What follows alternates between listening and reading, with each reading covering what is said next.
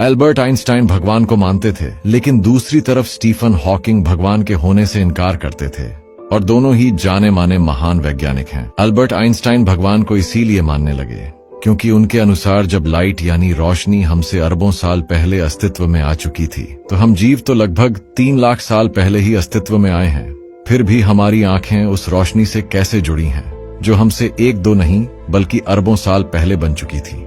जैसे मान लो 13 अरब साल पहले बिग बैंग हुआ, यानी ब्रह्मांड अस्तित्व में आया, और इसके 90 करोड़ साल बाद पहला रोशनी का सोर्स बना, और फिर समय में आगे लगभग 13 अरब साल बाद हम बने। तो अगर हम अपने आप किसी इत्तेफाक घटना से बने होते तो हमारे पास आंखें भी नहीं होनी चाहिए थी, क्योंकि हमारी बॉडी को कैसे पता चला कि हमसे अरबों साल पहले लाइट अस्तित्व में है, और उसको देखने के लिए आंखें होनी चाहिए, और हमारी आंखें भी सिर्फ लाइट को देखने के लिए ही बनी हैं। और दूसरी तरफ स्टीफन हॉकिंग भगवान को कई कारणों से नहीं मानते थे, जिनमें से एक छोटा सा कारण ये है कि अगर हम सिर्फ इस ग्रह पर रहने के लिए बने हैं तो फिर हमारी सोच से बड़ा ब्रह्मांड कोई क्यों बनाता, और अगर इतना बड़ा ब्रह्मांड बना ही दिया तो हम भी ब्रह्मांड में कहीं भी जाने योग्य होने चाहिए थे। साथ ही उन्होंने ये भी कहा था कि गुरुत्वाकर्षण वो नियम है जिसकी वजह से ब्रह्मांड अपने आप शून्य से शुरू हो सकता है। उनके अनुसार अगर आप ग्रेविटी यानी गुरुत्वाकर्षण को अच्छे से समझ जाते हैं तो आप भी जान जाओगे कि